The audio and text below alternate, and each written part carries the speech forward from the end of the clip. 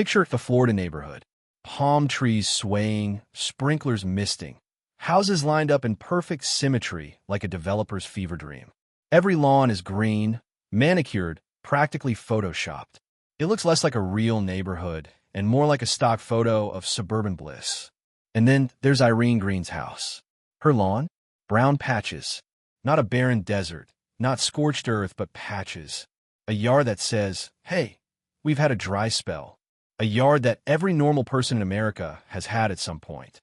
But to her homeowners association, those brown patches weren't just grass. They were crime scene. You see, in HOA land, grass isn't just grass. It's a status symbol. It's how you prove to the world that you're a responsible citizen, a good neighbor, someone who waters, fertilizes, and edge trims like it's a full-time job. To them, green lawns are the glue that holds the neighborhood's property values together. If your lawn fails, in their eyes, you're personally driving down Zillow estimates across the subdivision. It's almost religious. Green lawns are the gospel. HOA newsletters are the scripture. And brown grass? That's heresy. It's blasphemy in broad daylight. So Irene gets her first notice in the mail. Not a friendly, hey neighbor, thought you'd want to know. Nope. A stern, official-looking letter with legal jargon. Your lawn is not in compliance with community standards. Community standards. What a phrase. It sounds like it's about morals, about kindness, about helping each other out. But in HOA terms, it's code for your grass offends us. She shrugs it off. She's busy. Life's happening. Maybe she'll get around to risk-eating. But in the meantime, she's working, she's raising her teenage daughter. She's handling life like every other mom. The HOA? They're watching. Always watching. Let's pause for a second and talk about how HOAs enforce this stuff. They don't just casually notice when they drive by. No, they hire inspectors. People whose job is to literally cruise through the neighborhood, clipboard in hand, taking photos of your house like it's a crime scene. Imagine it. Some guy leaning out of a golf cart, snapping zoomed-in photos of your lawn while muttering, gotcha. It's not neighborhood pride. It's neighborhood surveillance. A grassroots version of Big Brother, except instead of catching spies, they're catching dead sod. That's how Irene's brown patches became part of an official case file. Photos, timestamps, violation codes. It wasn't just grass anymore. It was Exhibit A, the evidence of noncompliance. And here's where the absurdity kicks in. HOAs act like there's a national lawn competition, as if Better Homes and Gardens is about to parachute in with a trophy for best sod. But no one outside the HOA cares. Realtors don't show up saying, oh, this street's property value dropped $100,000 because of a single brown patch. It's nonsense. It's a power trip disguised as community pride. Picture an HOA Olympics. Events include the 100-meter weed pull, the mailbox mildew scrub relay, the brown patch elimination sprint, and somewhere, a judge in a lawn chair deducts points for uneven edging. That's the energy HOAs bring to lawn care. And Irene? She was suddenly the villain of this imaginary competition. Now here's the kicker. Irene wasn't ignoring it. She tried to fix it. She threw down grass seed. She watered. She patched. But here's the thing about grass. It's not Amazon Prime. It doesn't arrive in 2 days. It takes weeks, months, even seasons. But the HOA wasn't patient. They wanted instant green. They wanted overnight transformation, which is ridiculous. It's Florida. The sun cooks lawns like eggs on asphalt. And the county had watering restrictions at the time. Irene couldn't just turn on her sprinklers 24/7. She was following the law while being punished by her HOA for not breaking it. That's the paradox. Damned if you do, jailed if you don't.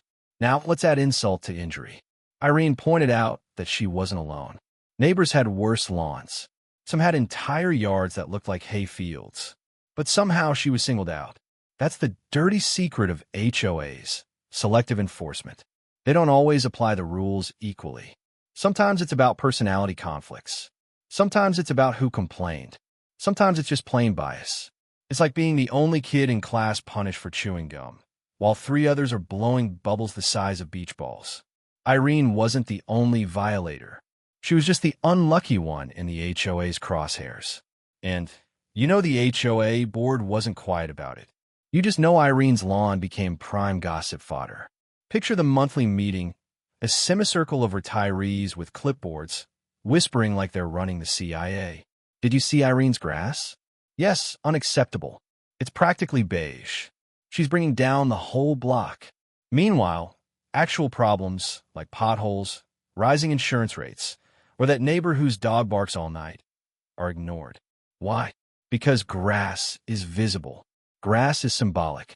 Grass is where HOAs flex their power. Now, let's zoom out for a second. HOAs always claim their obsession with lawns is about the HOA myth of your lawn lowers everyone's home value is just that, a myth. It's a convenient justification for micromanagement. It lets them frame tyranny as protection. Think of it like the HOA version of it's for your own good. Sure, Karen, my mailbox paint is really going to crash the market. And this ridiculous fixation on grass was just the beginning. Irene's brown lawn became the first domino in a chain of events that spiraled out of control. Because once the HOA had her in their sights, they weren't stopping at grass. The notices kept coming. The violations kept piling up.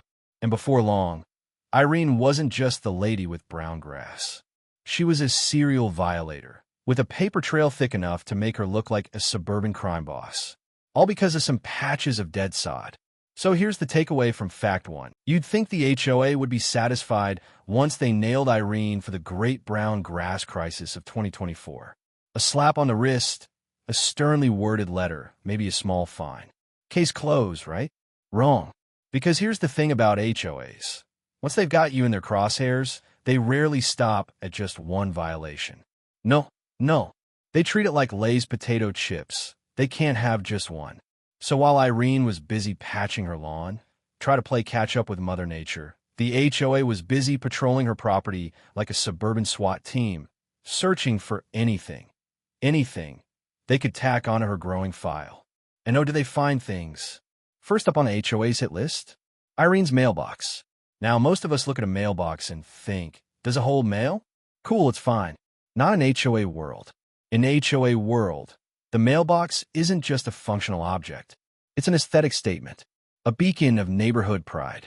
Irene's mailbox had a little mildew on it. That's right, mildew. Florida humidity plus a shaded yard equals some greenish streaks. Totally normal, totally harmless, easily fixed with a scrub brush. But the HOA acted like she'd spray-painted graffiti across it. They issued her a violation. Mailbox not in compliance with community standards. Again, with the community standards. At this point, you'd think the HOA's community standards binder had more rules than the U.S. Constitution. The irony? The same shade trees that helped cause Irene's brown grass were also shading the mailbox, trapping moisture, creating mildew. In other words, nature was the culprit. But to the HOA, Irene was the villain. Next up, her garage door. Somewhere along the way, Irene's garage door got a small dent. Nothing major. You couldn't see it unless you stood at the end of the driveway. So Irene got another notice. Garage door in disrepair. Non-compliance with community standards. Let's pause here. A dented garage door is not a crime. In fact, in most households, a dent is basically a badge of honor. Proof that your teenager survived learning how to drive. Or maybe the Amazon delivery guy got too close one day. It happens. It's life. But in HOA world, dents are like open wounds. Visible imperfections threaten the illusion of perfection. And for an HOA, the illusion is everything. And finally, the piece de resistance, Irene's cargo van. She had one parked at her home, not a broken-down jalopy, not a commercial fleet vehicle with giant logos, just a cargo van. Functional, useful, parked in her own driveway. Now, here's the twist. Other neighbors had similar vehicles. Pickup trucks, vans, even boats parked on trailers. Nobody blinked. But when Irene parked her van, suddenly it was a problem. The HOA cited her for violating rules against commercial vehicles. Commercial vehicles? Really? Was Irene secretly running a delivery empire out of her driveway? No.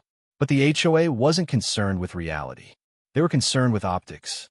And to them, a van was basically a billboard screaming, "This neighborhood isn't exclusive enough." So let's recap. Irene now had a file that included brown grass, mildew on her mailbox, a dented garage door, a cargo van parked at her house. Individually, these are weekend chores, things you fix when you have time. Combined, the HOA treated them like a rap sheet. It was as if Irene was starring in Law & Order, Suburban Unit. In the HOA justice system, minor aesthetic crimes are considered especially heinous. The homeowners who enforce these rules are part of an elite squad known as the neighborhood police. These are their stories. Done. Now, the HOA could have stopped at fines. They could have said, "Okay, Irene, pay up until you fix it." But fines weren't enough. They wanted compliance, and they wanted it fast. So they escalated. They took her to court. Yes, actual court. Over grass, mildew, a dent, and a van. Imagine being a judge and reading that docket. You're expecting burglary, assault, maybe a contract dispute. And then you get Case 243, HOA versus Irene Green. Charges: lawn negligence, mailbox mildew, garage door dent, illegal van. If you're not laughing, you're crying. This is a classic HOA tactic. Pile on violations until the homeowner is buried in letters, fines, and legal notices. It's psychological warfare via paperwork.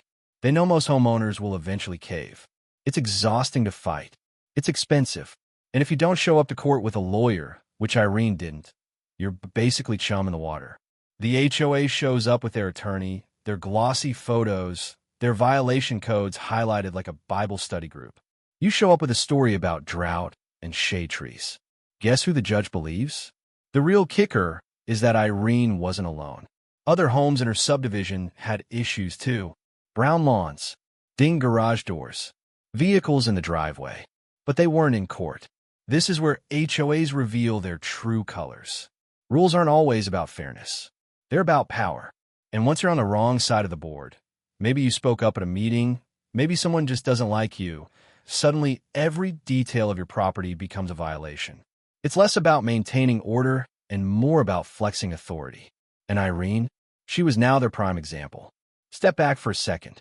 Think about this list of offenses. Grass that dared to die in the Florida heat. These are not crimes. These are the background noise of suburban life. And yet, in HOA land, they were escalated to legal battles. It's like ticketing someone because their car has a bug splatter on the windshield. Sure, technically it's dirt, but is it worth dragging them into court? By the time Irene's court date rolled around, the HOA had transformed her into a suburban villain, a serial violator, someone whose very presence threatened the sanctity of the cul-de-sac. They weren't just asking her to fix her lawn anymore. They wanted total compliance, and they were prepared to use the legal system to get it. So here's the outrageous truth of Fact 2. Once the HOA nails you on one violation, they rarely stop. They dig. They pile on. They build a case until you look like the neighborhood's public enemy number one. And for Irene, that meant her brown grass had snowballed into a full-blown legal showdown. But wait until you hear what happened in court, because Fact 3 is where this story leaves annoying HOA drama and enters legal ultimatum territory, the kind where a judge literally told Irene to fix her yard in 30 days or else. By now, Irene Green wasn't just a homeowner with a patchy lawn. She was a defendant, a suburban outlaw, dragged into court over the kind of things most of us keep on a weekend to-do list. Think about it. One minute you're worrying about whether your sprinklers are timed right. The next you're standing in front of a judge because your mailbox had mildew. It's the kind of absurdity only an HOA could manufacture. So Irene walks into court, not with a high-powered lawyer or a stack of legal briefs. She represented herself. She had notes, photographs, maybe some printouts from the county about drought restrictions. A mom trying to explain her side of the story.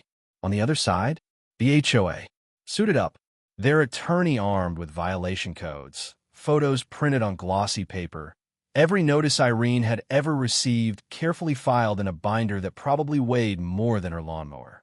The judge sits there, probably wondering why he's not hearing about a burglary or a contract dispute. Instead, he's about to preside over the people versus brown grass. The HOA lawyer presented the case like it was a matter of life and death. "Your Honor, The defendant's lawn is in violation. The mailbox is mildew. The garage door has a dent. A commercial vehicle, a van, is parked in plain sight. This is an ongoing pattern of noncompliance, despite repeated notices. Notice the language. Ongoing pattern. Noncompliance. They weren't just talking about chores. They were framing Irene as a repeat offender. It's the same strategy prosecutors use against actual criminals. Paint a picture of someone who ignores the rules, flouts authority, and needs to be made an example of. Except in this case, the crime spree was brown grass, a dent, and mildew.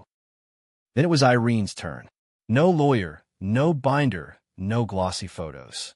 Just her explaining that Florida had drought restrictions, that grass doesn't grow overnight, that mildew happens, that her garage still worked fine, that other neighbors had the same issues. She wasn't belligerent. She wasn't combative. She was just tired. Tired of being singled out, tired of the harassment, tired of being dragged into court over things that any reasonable person would call life. But in court, reason isn't enough. Judges want proof, documentation, compliance. And Irene didn't have a lawyer to package her story in legalese. The judge listened, and then he dropped the hammer. He gave Irene 30 days. 30 days to fix everything. Reseed and regrow the grass, scrub the mailbox, repair the garage door dent, and deal with the cargo van. 30 days, or else. What was the or else? Jail. Yes, jail. Over brown grass. The judge's order was clear. Comply or face contempt of court. And contempt, in legal terms, isn't just a slap on the wrist. It means fines, arrest warrants, and jail time. Now, let's unpack this ultimatum. Some of it was doable. Cleaning mildew? Easy. Scrubbing a mailbox takes maybe 20 minutes. Even patching a dent in a garage door is a weekend project. But regrowing a lawn? In 30 days? In Florida? During drought restrictions? That's like telling someone to build a skyscraper with Legos in a week. Grass doesn't follow court orders. It follows nature. Seeds need time. Saw needs care. Watering restrictions limit progress. Irene could work day and night and still not have a perfect lawn in 30 days. It was an impossible standard, setting her up to fail. Irene tried. She reseeded. She watered within the legal limits. She patched what she could. She did her, and when the 30-day deadline came and went, Irene didn't show up for her next court date. Now here's where things went from bad to catastrophic. Irene later said she didn't get proper notice of the date. She even tried to contact the court to clarify. But somewhere in the bureaucratic shuffle, she missed it. In the legal system, missing a court date is the nuclear option. Judges don't care if it's about grass or grand theft auto. Miss a date, and you're in contempt. So the judge signed a warrant. Contempt of court is supposed to be for serious defiance, refusing to testify, ignoring subpoenas, disrupting proceedings. In Irene's case, it was for not making her lawn green enough fast enough. Think about how absurd that is. A legal tool designed to maintain order in the justice system was now being used to punish a woman for not achieving SAW perfection on a court-mandated timeline. It's like using a nuclear missile to swat a mosquito. Here's the bigger problem. The HOA wasn't just enforcing rules. They were effectively outsourcing punishment to the state. They weaponized the legal system, and the court went along with it. Instead of laughing the case out, instead of saying, "This is petty, come back when you have a real problem," the judge legitimized it. That's how Irene's brown grass turned into a jail sentence waiting to happen. Let's play this out with a comparison. Imagine if you burned a casserole and the cooking HOA fined you. Then they added violations for a smudge plate and a dent in your pan. Then a judge told you, you have 30 days to fix your cooking or else. And when your souffle didn't rise in time, you were thrown in jail. That's literally what happened here, but with lawns. The ultimatum was never about fixing the lawn. It was about control. The HOA wanted compliance. They wanted to make an example. And the court gave them the perfect tool, a deadline Irene couldn't possibly meet. When she failed, they pounced. By the end of Fact 3, Irene wasn't just a neighbor with brown grass. She was officially non-compliant, in contempt of court, with a warrant hanging over her head. And that set the stage for the most outrageous moment of all, her arrest. So here's the outrageous truth of Fact 3. Irene's case shows how quickly HOA drama can escalate once the courts get involved. What started as a lawn problem became a legal ultimatum that no homeowner could realistically meet. And when she didn't, the system didn't shrug. It didn't laugh it off. It issued a warrant. Which brings us to fact 4. The moment Irene Green went from suburban mom to jail inmate, all thanks to the flashing lights of sheriff's cruiser. It was late May, the kind of sticky Florida evening where the air feels like soup. Irene Green wasn't thinking about court orders, contempt filings, or HOA vendettas. She was doing what moms across America do every day, driving her teenage daughter home from cheerleading practice. The windows were cracked, the radio was humming softly, and for a moment, things probably felt normal again. But behind her, a pair of headlights flickered. Then came the sound no driver ever wants to hear, the rising wail of a police siren. Blue and red lights exploded in her rearview mirror. At first, Irene must have thought it was routine. Maybe a tail light was out. Maybe she rolled through a stop sign. She pulled over, heart thumping, her daughter in the passenger seat glancing nervously at her phone. But when the deputy walked up to the window, this wasn't about traffic. His hand rested on his belt, his tone rehearsed and official. "Ma'am, you have a warrant for your arrest." Imagine hearing that sentence when the worst thing you think you've done is let your grass go dry. Irene blinked, confused, shocked. A warrant? For what? The deputy answered with the kind of detached professionalism that makes everything feel worse. Contempt of court. Her daughter's mouth must have dropped. Contempt? Over what? Homework left undone? No.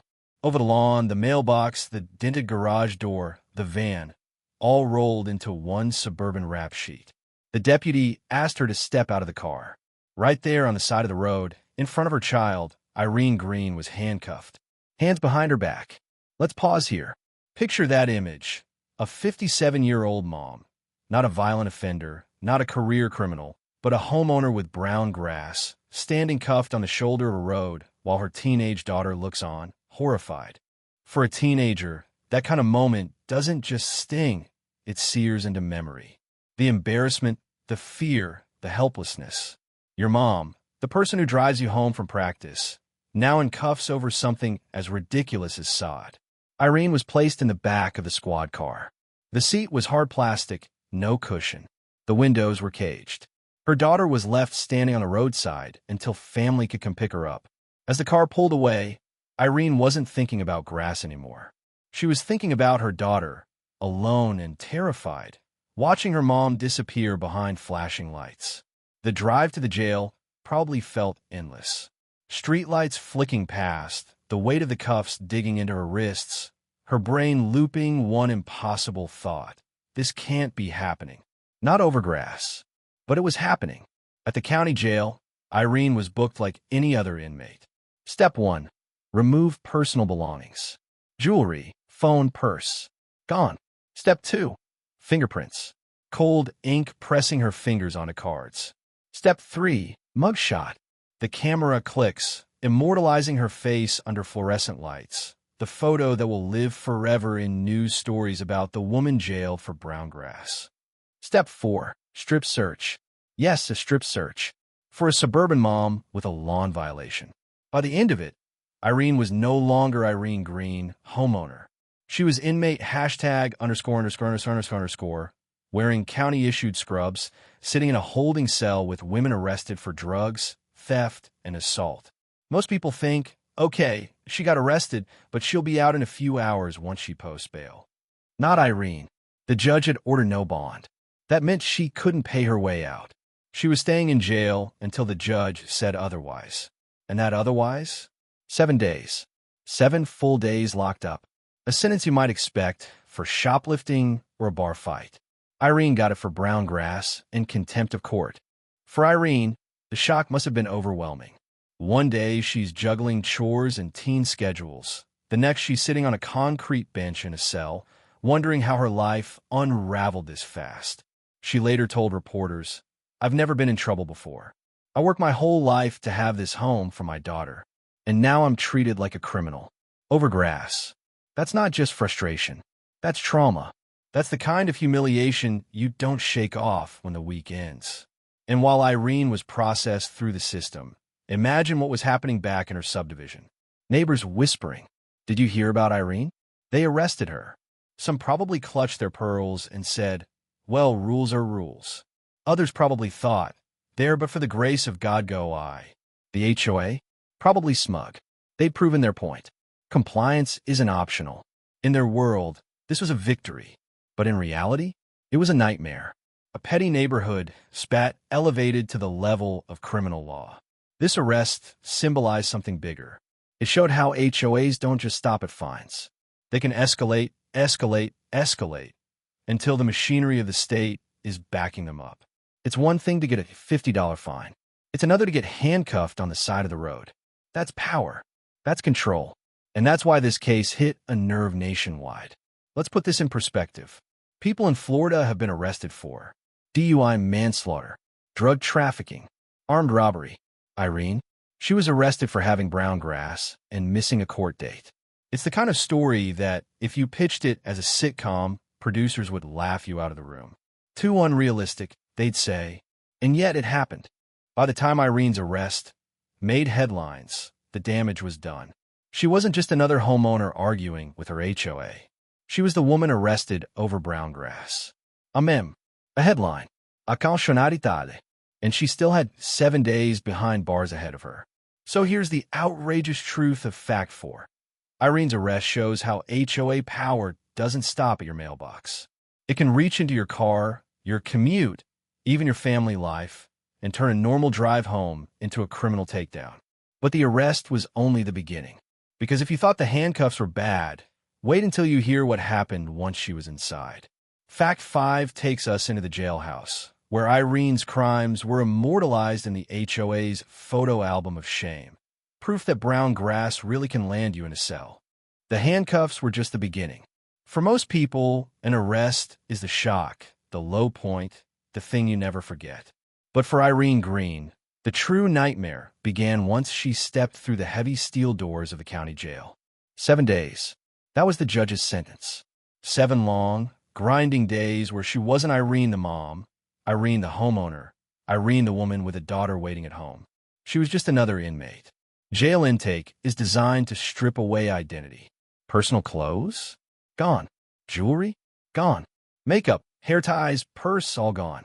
In exchange, Irene got county-issued scrubs 2 sizes too big and shoes that looked like they'd been passed around for years.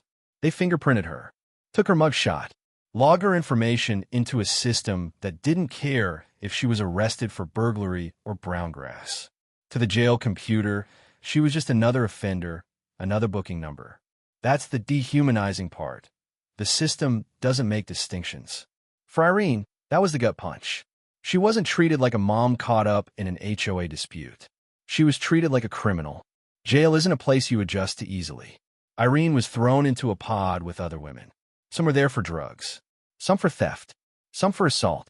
All of them had real charges, crimes that made sense in a jail setting. Then there was Irene, locked up over lawn care.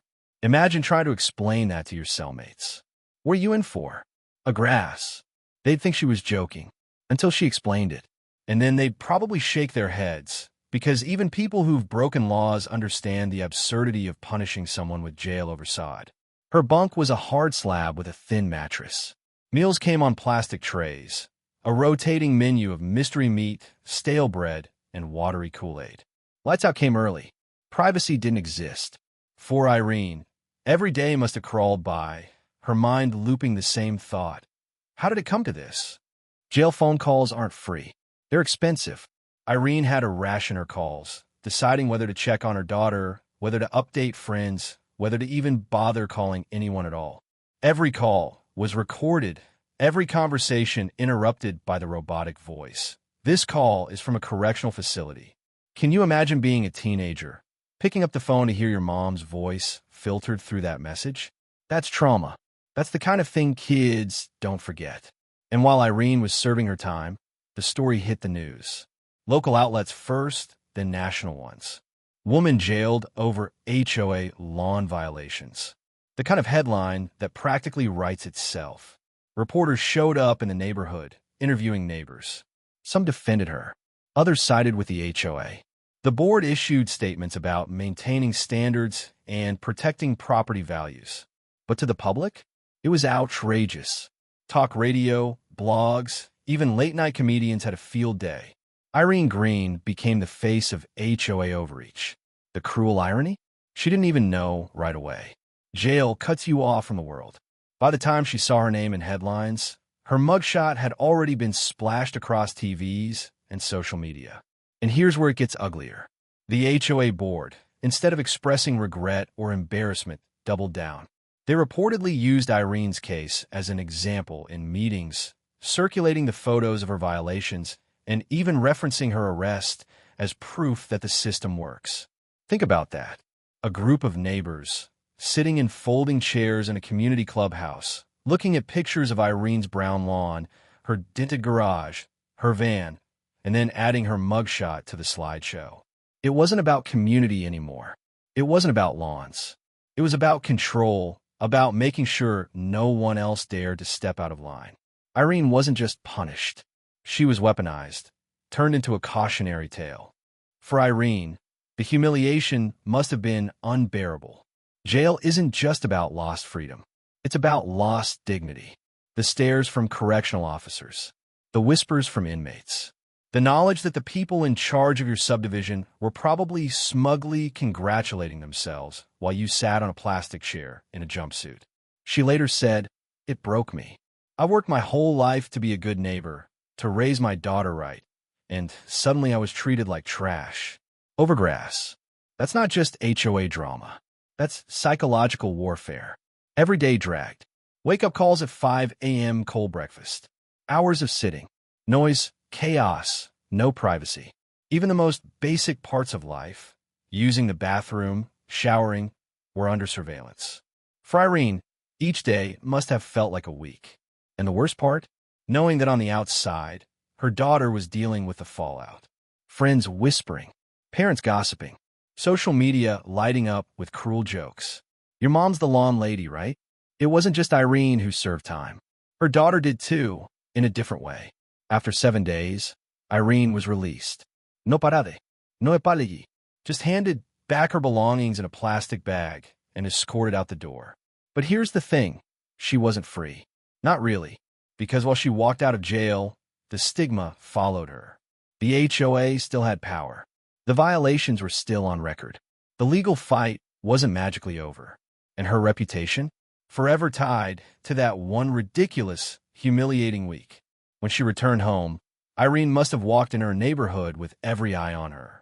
Some sympathetic, some judgmental, some curious. The HOA? Probably smugger than ever.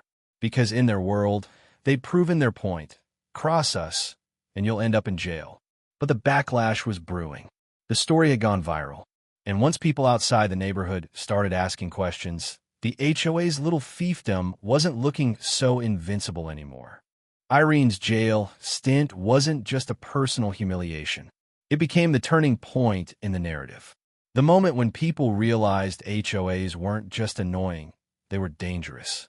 Dangerous because they could weaponize the courts. Dangerous because they could turn a homeowner into an inmate. Dangerous because they could take something as trivial as brown grass and make it a matter of police power. And for Irene, that was both the worst week of her life and the beginning of her transformation into a symbol. So here's the outrageous truth of Fact 5. Irene's 7 days in jail turned a private dispute into a public scandal. She wasn't just a homeowner with brown grass anymore. She was the poster child for HOA overreach, the woman whose mugshot became a meme, the neighbor turned inmate. And if you think that's where it ends, think again. Because Fact 6 takes us into the national spotlight, where politicians, activists, and ordinary homeowners across America started asking, if this can happen to her, could it happen to me?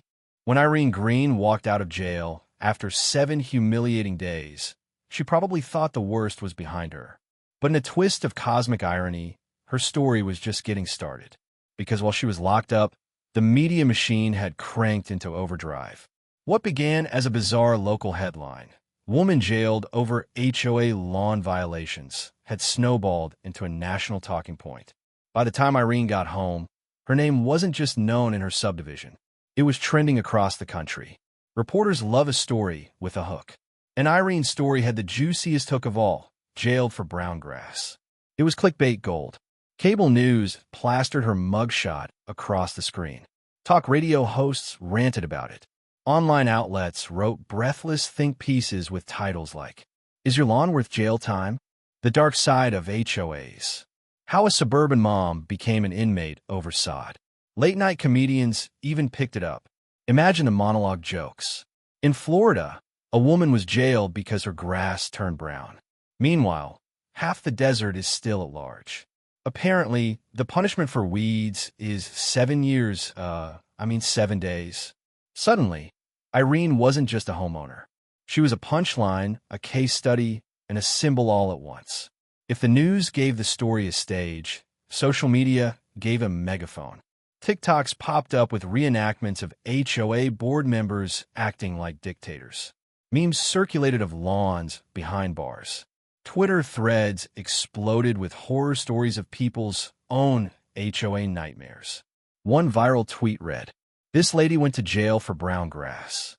Meanwhile, my HOA tried to fine me $100 because my trash can was visible for 10 minutes. Burn the whole system down." The replies were a flood of solidarity. People in Texas, Arizona, California, Illinois, all chiming in with their own HOA horror stories. Irene had become a rallying cry. And when a story gets this big, you know who shows up? Politicians. On one side, lawmakers decried the injustice. They stood in front of cameras, shaking their fists, declaring, no one should go to jail over their lawn. Some floated the idea of new bills to curb HOA powers. Others promised hearings and investigations. On the other side, silence.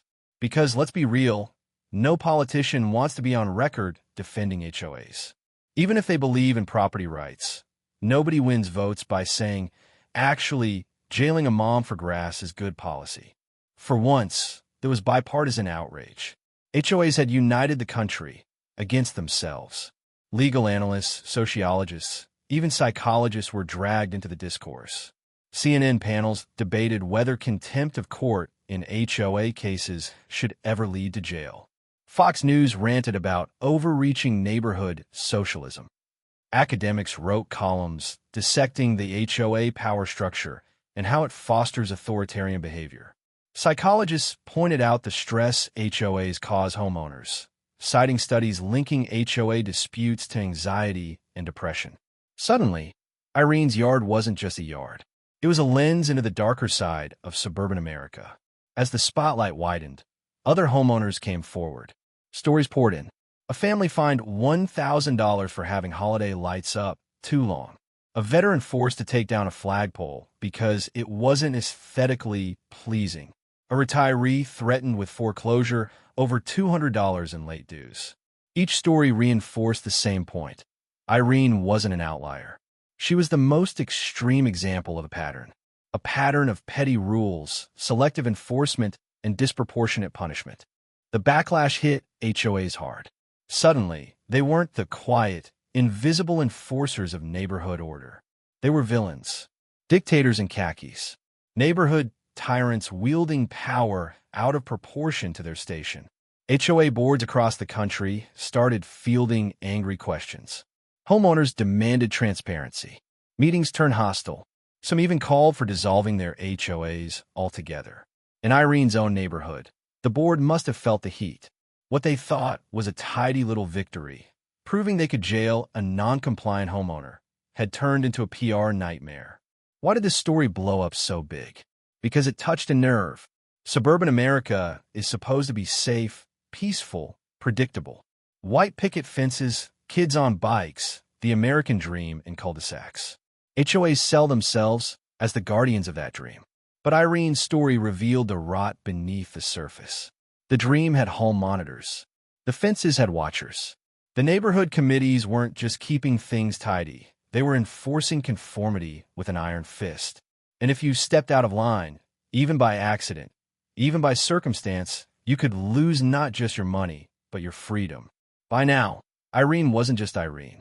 She was a symbol, a symbol of how absurd suburban micromanagement had become, a symbol of the dangers of letting tiny neighborhood boards play judge, jury, and executioner, a symbol of how easily small disputes can spiral when power is unchecked.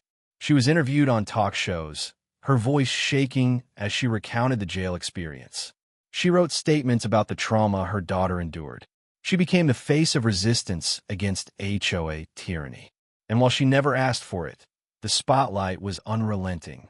Remember how the HOA claimed all of this was about protecting property values? Well, guess what happened to Irene's subdivision once the story went national? Property values dipped. Buyers got spooked. Who wants to live in a neighborhood that jails people over grass? Realtors whispered, "Oh, that's the lawn ladies community." The exact thing the HOA claimed they were protecting, they destroyed. Self-inflicted reputational arson. So here's the outrageous truth of Fact 6. Once Irene's story hit the national stage, it stopped being about one woman and her lawn. It became a referendum on HOAs everywhere. Their power, their pettiness, and their willingness to destroy lives in the name of curb appeal. But the story didn't stop with outrage. Because Fact 7 shows us what happened when lawmakers, lawyers, and even activists started pushing back. And suddenly HOAs found themselves on defense for the first time in years. For decades, homeowners associations have operated like little kingdoms. Rules enforced with zeal, fines dished out with a smile, and complaints brushed aside with "that's just how it is." But Irene Green's week in jail, that was the spark that lit the fireworks. Suddenly, lawmakers, lawyers, and activists saw an opportunity to strike back at the HOA empire. It didn't take long for politicians to seize the moment. After all, nothing makes for a fiery soundbite like railing against bureaucracy, especially the kind that jails moms over lawns. State legislators in Florida were first out of the gate. One representative thundered in a press conference, "Nobody should be sitting in a jail cell because of brown grass. That's not community pride. That's tyranny." Proposals began flying around the state house. Bills limiting HOA's ability to escalate fines into court cases. Rules requiring mediation before legal action. Even talk of capping HOA power altogether. Suddenly, the quiet world of HOA enforcement was on the front page of legislative agendas. Lawyers smelled opportunity too. Civil rights attorneys began circling Irene's case, eyeing lawsuits. Could HOAs be challenged under constitutional grounds? Was jailing someone over property aesthetics cruel and unusual punishment? Did it violate due process? Legal scholars debated the issue in op-eds. One argued that HOAs acted as quasi-governments without the accountability of real governments. Another warned that empowering them with court-backed punishments was a slippery slope. Today it's grass, tomorrow it's curtains or Christmas lights. And for the first time, HOA boards felt the sting of legal scrutiny. Their binders of violation codes suddenly looked less like law and more like potential evidence in class action lawsuits. Grassroots activists, pun intended, jumped in too. Groups that already fought against housing overreach and predatory fines now had a poster child in Irene. Protests popped up at HOA meetings. Flyers circulated with her mugshot and the words, "This is what your dues pay for." Facebook groups with names like HOA Reform Now and Free the Lawns grew overnight. Activists framed it as a freedom issue. Wasn't America supposed to be about property rights? About owning your home and making it yours? How had it come to this, where a brown patch of grass landed you in a cell? The media kept stoking the fire. Every time an HOA horror story hit the news, it got tied back to Irene's case. She wasn't just a local headline anymore. She was the reference point. Politicians were cornered on talk shows. Would you support legislation to stop HOAs from jailing people over grass? No one wanted to be the politician who said no. Pressure mounted. Committees held hearings. Panels of homeowners testified about abusive fines. Irene herself appeared at one, voice shaking but determined, describing the humiliation of being handcuffed in front of her daughter. HOAs, once smug and secure, suddenly found themselves on defense. National organizations representing them scrambled to issue statements. HOAs are about maintaining community standards. One spokesperson insisted on TV. Cases like Irene's are rare exceptions. But it was too late. The narrative was set. Irene wasn't an exception. She was the smoking gun. Even within neighborhoods, homeowners began challenging their boards. Meetings turned tense. Longtime board members were shouted down by angry residents waving newspapers. Some even resigned under pressure. One of the key issues Irene's case exposed was the legal loophole HOAs have been exploiting for years, turning unpaid fines into liens, liens into lawsuits, and lawsuits into contempt orders. It was a pipeline that allowed minor violations to snowball into major punishments. And once the court got involved, judges often sided with HOAs, viewing them as contracts homeowners had voluntarily signed. But Irene's case made lawmakers ask, is voluntary really voluntary when not joining the HOA is an option? And should contracts ever lead to jail time over aesthetic disputes? Those questions hit hard. HOAs have long defended themselves with one magic phrase: we protect property values. But economists started poking holes in that argument. Reports surfaced showing that HOAs actually hurt resale in some areas, scaring buyers with endless rules and fees. Irene's case proved the point. Her subdivision's reputation tanked overnight. Realtors whispered warnings to clients. That's the jail lawn neighborhood. The supposed economic justification for HOA power was suddenly looking flimsy at best, destructive at worst. Believe it or not, the story even went global. European outlets covered it with bemused headlines like, "American Woman Imprisoned for Lawn Offense." Commentators in countries without HOAs shook their heads in disbelief. To outsiders, it confirmed every stereotype about American suburbia being both absurdly regulated and wildly litigious. Irene wasn't just a U.S. symbol anymore. She was international proof that HOAs had gone mad. Through it all, Irene kept speaking out. She didn't want the spotlight, but she also didn't want anyone else to go through what she did. She gave interviews, testified at hearings, and joined activist panels. Her voice became steady, stronger each time. What began as humiliation transformed into a mission to make sure no one else would ever be jailed over their yard. In her own words, "I lost 7 days of my life, my dignity, and my peace. If telling my story means it never happens to another mom, it's worth it." For the first time in decades, HOAs weren't untouchable. They weren't the smug neighborhood overlords. They were under scrutiny, on the defensive, facing reforms that could chip away at their power. And all of it traced back to Irene's lawn. So here's the outrageous truth of Fact 7. Irene's case didn't just embarrass one HOA. It cracked open the whole system. It forced lawmakers, lawyers, and homeowners alike to confront just how much unchecked power these little neighborhood governments wield. And the backlash wasn't just political, it was personal. Because Fact 8 shows us how Irene's ordeal rippled through her own life, her family, and her community in ways no fine or jail sentence ever could. Irene Green walked out of jail after 7 days, but the bars didn't disappear just because the doors opened. The fallout was everywhere, in her home, her community, and inside her own head. First, her daughter. Teenagers already live in a soap opera of social drama. But this? Your mom gets hauled off in cuffs because the HOA hated her lawn? That's not just embarrassing, that's nightmare fuel. Friends whispered, adults gossiped, and Irene's daughter had to carry the weight of every joke. Then came Irene herself. Jail isn't just time served, it's trust broken.